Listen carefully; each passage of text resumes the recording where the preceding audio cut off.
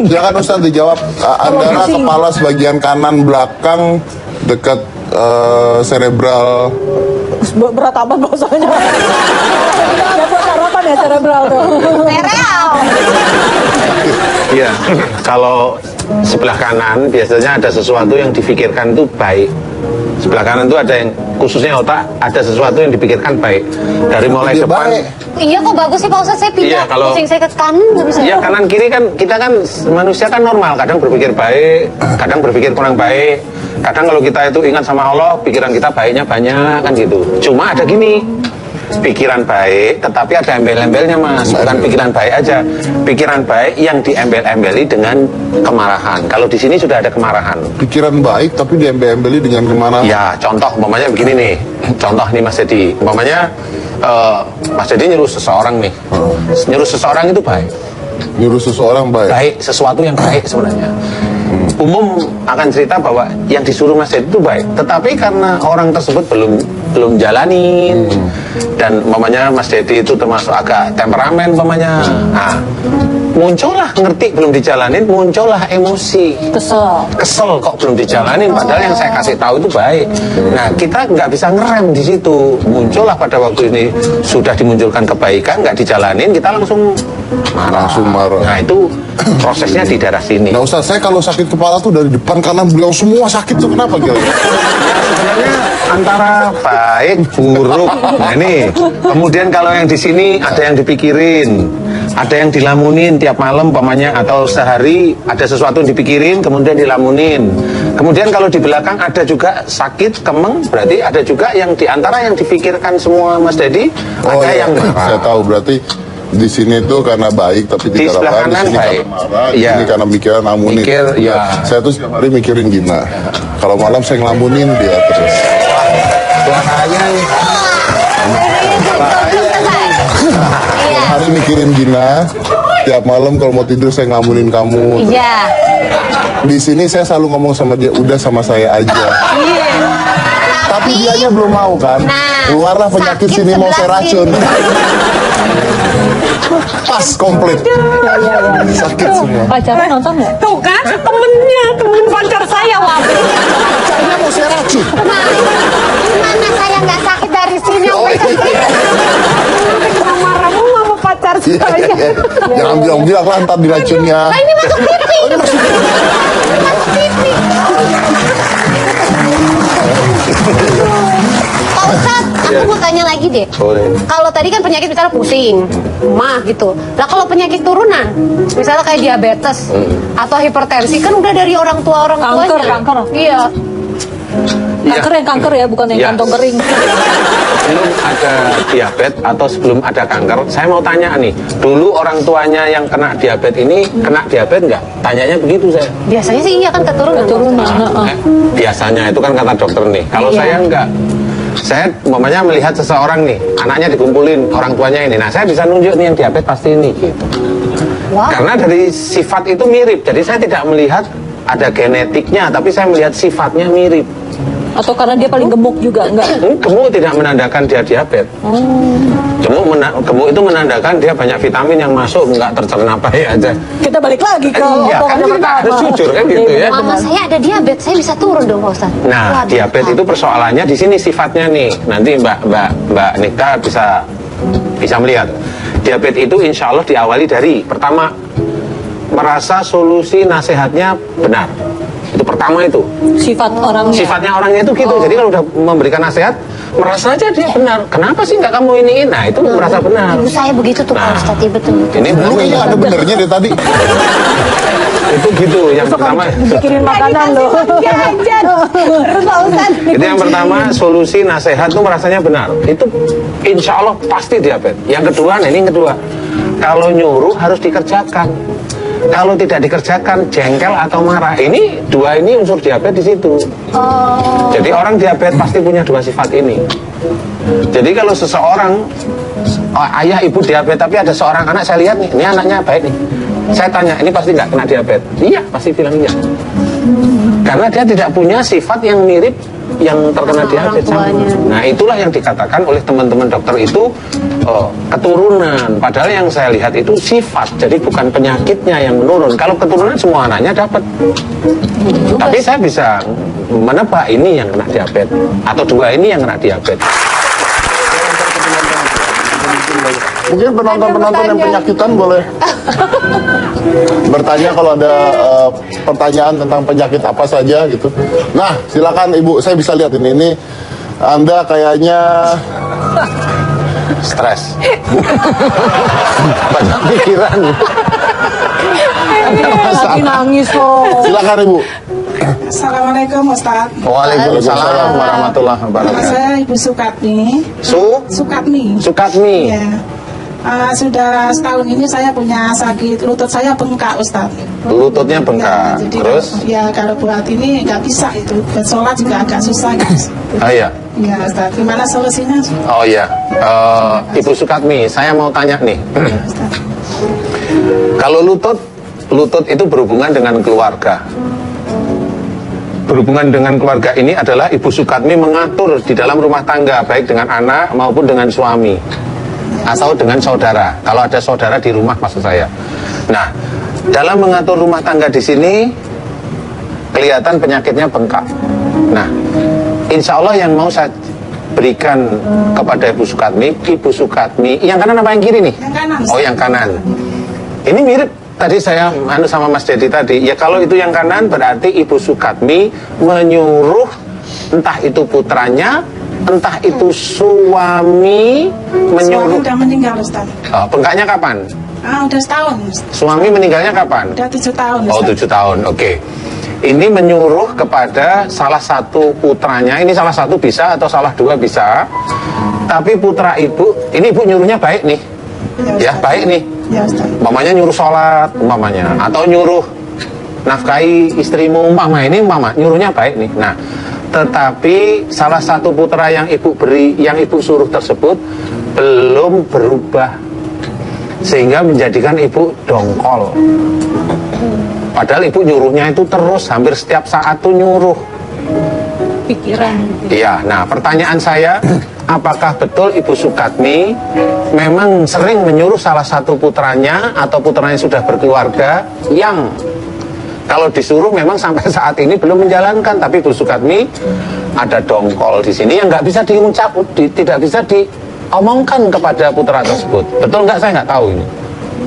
Ya misalkan anak saya yang kecil udah berumah tangga. Ya nyuruh saya supaya akur-akur aja, jangan sering berantem, biar istilahnya sukses rumah tangganya. Kalau yang anak yang kecil ini, kayaknya yang kecil ini emang sering berantem nggak dengan suami istri ini? Dulu juga waktu baru-baru, tapi sekarang udah enggak, udah alhamdulillah udah baik. Sudah baik, beneran? ya. Sudah bagus. Sudah bagus. Tapi itu yang menjadikan ibu jengkel walaupun ibu nggak bisa cerita. Dulu ya. Dulu ya? Iya, susah. Oh ya Sekarang sudah. enggak. Sekarang sudah enggak? Udah. Tapi bengkaknya masih. Oh Tapi ya. nggak terlalu, nggak kayak dulu gitu. Ustaz. Oke, Ibu, ini jelas sekali. Berarti memang tadi saya ceritakan, memang menyuruh suatu kebaikan, Mas Edi. Kalau ini kanan, nyuruhnya baik. Cuma putranya tadi ada yang belum match dengan suami istri, belum match. Nah, beliau tuh terenyuh. Orang tua kok lihat ini anaknya berantem terus, terenyuh. Akhirnya kan ngomong sama anaknya. Tapi karena persoalannya kan bukan anak disuruh rukun, tapi persoalannya ini kan belum selesai. Belum memaafkan. Bukan belum memaafkan. Jadi persoalan antara ibu nyuruh Dan anak anak belum sana, selesai. persoalan anak ini kan belum nggak klop gitu loh. Ibu ngertinya berantem, tapi anak sendiri punya masalah suami istri. Nah, ini karena belum selesai, ibu juga jengkel tapi nggak bisa ngomong, kok ya berantem terus. Nah, itulah yang menjadikan ini menjadi bengkak. Insya Allah seperti itu. Oke. Nah, kalau ibu mau sembuh cepat, ibu mau Bu Sukatmi mau sembuh cepat? Mau, Pak Ustadz mau. Mulai nanti, apalagi di bulan Ramadan, doa pada Allah Ta'ala ya. Setiap kali sholat wajib ataupun habis sholat, doa. Istighfar 3 kali, astagfirullahaladzim, terus doa, ya Allah, jika lutut saya bengkak disebabkan karena saya sering jengkel atau marah yang saya simpan kepada anak saya jika dahulu melihat anak saya berantem. Kuncinya di situ. Ya. Jika itu salah di hadapanmu, ya Allah, saya mohon ampun kepadamu. Doanya itu, ulangi lagi terus. diulangi terus, mudah-mudahan dalam waktu kurang dari 1 minggu, mudah-mudahan 3 hari ini mulai kempes. Amin. Insya Allah. Oh, Ya. baik. Terima kasih. Saya benar tuh Ustaz tuh tadi tuh. Apa? Waalaikumsalam warahmatullahi. Masalah keluarga itu, masalah keluarga biasa kalau lutut tuh masalah keluarga. Makanya saya waktu cerai lutut kanan saya juga agak kopong. Nah, itu beda. Ini beda nih. Iya. Pak Ustadz aja udah bisa jawab itu beda. Itu beda kan, Iya. bukan sakit. Tapi kan masalah keluarga juga Ustaz. Iyalah. Kayaknya kangen Kalau ya. itu lebih ke BTT sih, butuh tadi tayang. Nah, itu kan penyakit juga. Ya kan? Oke, kita lanjut lagi satu ini, jangan mana-mana, tetap di Hitam Putih. Kita masuk ke segmen terakhir sekarang dan saya mau tanyanya sama Andara dulu. Andara percaya tidak dengan kata-kata Ustadz itu semua? Secara logika sih masuk semuanya gitu, maksudnya ya balik lagi apa ya, kenapa kok dikit-dikit berhubungannya sama keluarga yang sesuatu yang sangat kecil gitu skopnya gitu, yang maksudnya paling dekat dengan kita, jadi ya bukan nggak mungkin, logis-logis aja gitu. Oke, kalau Ustadz sendiri gimana caranya Anda meyakinkan orang-orang untuk percaya dengan teori Anda ini sendiri? Saya nggak perlu meyakinkan orang. Karena kalau udah hubungannya sakit, nanti yang merasakan sembuh dan tidaknya kan dia. Jadi saya biasa aja. Ada nggak orang yang, wah kok saya nggak bisa sembuh nih udah ke Ustadz? Nah, itu biasanya orangnya yang hobinya gampang protes. Gampang protes. Gampang protes. Jadi Tapi sakitnya tempat lain nanti. enggak sih. Jadi sakitnya sendiri juga kadang belum sembuh, Mas. Jadi kalau seorang itu mamanya dinasehatin, mamanya kalau orang Islam dinasehatin dengan kata-kata yang baik itu nurut. Nah, ini insya Allah malah sakitnya gampang sekali sembuh yang seperti itu. Tapi kalau mamanya frontal, orangnya ini punya sakit, sakitnya apa? Jantung. Itu susah sekali sembuh besok. Sudah susah sekali. Nah, tapi kalau mamanya dia jantung, tapi dilihat, oh ini matanya tipenya begini, kemudian hati saya lihat pada waktu dia ngomong kata-kata yang dia pilih begini, dia lembut sebenarnya, dia cuma emosi karena sesuatu, insya Allah bisa sembuh. Oke, Gitu, baik. menganalisanya. Ini saya lempar lagi ke penonton, ada penonton yang mau bertanya lagi, ada satu, nah ada ibu-ibu yang pakai hijab kuning itu, silakan Bu langsung, namanya siapa? Assalamualaikum Pak Ustadz. Waalaikumsalam warahmatullahi. Alhamdulillah saya bisa nanya langsung. Selama ini saya pengen nanya di tayangan, selalu nggak bisa Pak Ustadz. Ini yang saya mau tanyakan, saya punya penyakit polip. Itu karena apa? Gimana caranya untuk agar penyakit itu bisa hilang Pak Ustadz? Polip ya? Oh, polip di rahim ya Pak Ustadz? Oh, polip rahim? Iya, selama ini kan saya dengar hanya di hidung ya. Oh, Ini iya. sekarang banyak di rahim. Iya, iya. Ibu Gitu aja namanya Pak siapa, Bu? Ustadz. Ya? Ibu siapa? Saya Ibu Nunung. Ibu Nunung. Iya. Oke, Ibu Nunung, Iya. mic-nya mohon masih di bawah ya. Kalau polip itu ada di rahim, itu insya Allah berhubungan dengan cara bicaranya Ibu Nunung. Cara bicara nih. Jadi maksudnya kan bisa aja kandungannya turun, bisa. Nah, yang saya mau ceritakan adalah Ibu Nunung itu sebenarnya, mohon maaf ya Bu ya, sebenarnya doyan cerita, ngobrol itu santai. Ngobrol itu bisa santai, cerita. Kadang malah lebih, ya agak lebih bawel dikit lah, umpama loh ya. Tapi Sekarang ngebanyol. iya maksudnya. Canda. Iya, kalau ngomong itu lebih melebihi. Nah, berarti insya Allah cara bicara Ibu Nunung jangan menggebu, biasa saja. Jadi jangan ada tekanan. Jadi kalau mempunyai Ibu Nunung ngobrol nih. Kalau udah ngobrol itu maunya apa? Kayak Bukan orang gila itu ya kalau ngomong Ustadz, saya. wow. bukan, nah kan ngaku. Emosi gitu. Kadang memang kalau lagi emosi suka. gitu. Nah, itu suka maksud pengennya saya. ngeluarin gitu. Nah, makanya di situ sama Allah pintar, karena Ibu Nunung termasuk yang disayang, dikeluarkanlah ini, biar bicaranya dikurangi maksudnya, paham ya Bu ya? Ibu Nunung mulai hari ini dicoba berdoa pada Allah Ta'ala, ya Allah jika saya terkena polip rahim, ya, jika itu disebabkan karena gaya bicara saya, ngomong saya yang terlalu menggebu, jika itu salah di hadapanmu ya Allah, saya mohon ampun. Doa itu terus menerus, kemudian sehari-hari Ibu Nunung berubah. Kalau bicara santai, kalau mau ini ingat, aku ingat Ustaz dan wajah.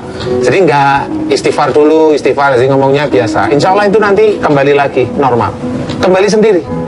Insya Allah seperti itu. Amin. Sudah paham ya? Amin. Makasih Pak Ustadz. Ya, sama-sama. Luar biasa loh. Tapi Pak Ustadz udah banyak pasiennya yang sembuh dengan terapi yang Pak Ustadz kasih gitu Pak? Ya, alhamdulillah banyak ya. Alhamdulillah banyak. Yang penting nurut gitu aja kalau saya. Benar-benar Pak Ustadz cuman hanya dengan omongan aja gitu iya, Pak? iya. Cuman cukup tobat gini Iya, dikasih cukup air tobat. atau apa? Enggak, air untuk apa? Kalau haus ya minum air. Wow. Iya, enggak cukup dikasih omongan, mau aja, insya Allah bisa sembuh. Sembuh itu bisa relatif, bisa hari ini atau pas berhadapan dengan saya, atau besok, atau seminggu lagi, itu kriterianya Otomatis seperti gitu, itu. Pak. Iya. Kalau untuk menghindari penyakit, belum tahu kan kalau ada penyakit untuk menghindari. Kira-kira datang ke Pak Ustadz bisa nggak? Ya bisa. Maksudnya Ya kalau untuk- saya berperilaku baik itu insya Allah menghindari penyakit. Begini aja, penyakit keluar dari mata umpamanya. Belajarlah kalau melihat sesuatu nggak cocok jangan emosi. Itu nanti masalahnya di mata kita. Kalau di otak, di kepala mau ada tumor, ada kanker, ada sesuatu yang dokter bilang ini nggak ada penyakitnya, berpikirlah yang positif. Kalau yang di telinga mendengarkan sesuatu nasihat boleh, tapi mendengarkan sesuatu wujudnya fitnah, ayo diterima baik, jangan emosi. Gitu. Jadi tetap positif, Tetap positif gitu terus, ya, auranya ya. seperti itu. Jantung diciptakan oleh Allah Ta'ala untuk mengalirkan darah ke seluruh tubuh untuk menjalani sesuatu yang baik dengan penuh keikhlasan. Tetapi kalau jantung kita gunain memompa darah ke tubuh tapi untuk ya koroner nanti. Makanya Allah menyetopnya di koronernya itu. Jadi ini pandainya Allah. Semuanya dari tubuh itu banyak. Hati fungsinya untuk mau mengimani atau mau meyakini sesuatu kebaikan itu ya baik. Tetapi karena kita sering nolaknya dengan emosi, muncullah mulai dengan hepatitis, liver atau sirosis, kanker hati. Nah ini bisa saya ceritakan karena kasus-kasus yang sirosis, kanker hati ya ada ya banyak ya alhamdulillah sembuh. Oh gitu, yang datang Iya. ke Pak Ustadz. Iya. Pak Ustadz, sebenarnya satu lagi sih penyakit yang saya pengen tanya. Ini yang makin banyak di masyarakat, mungkin menjadi momok, dibilang obatnya susah. HIV AIDS Pak Ustadz. Apa itu perilaku buruk juga? Sama HIV AIDS itu perilaku buruk. Bisa sembuh Pak Ustadz? Insya Allah bisa. Bisa sembuh Pak Bisa. Ustadz? Total gitu? Iya total, asal nurut ya. Namanya HIV itu disebabkan karena satu, kekakuan hati.